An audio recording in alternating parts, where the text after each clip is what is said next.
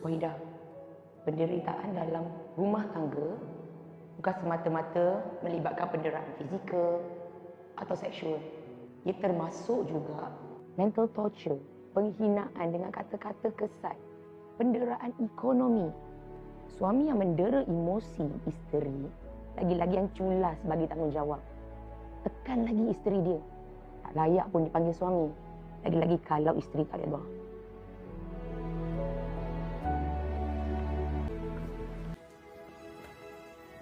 Tak ada anak yang nak mak bapak dia cerai tau.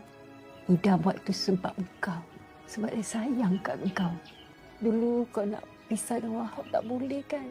Sebab anak-anak kecil lagi. Wahab memang tak pukul engkau. Tapi Ida dengan Wazi tu makin pukul Su. Fikirlah Su, kesian kat diorang.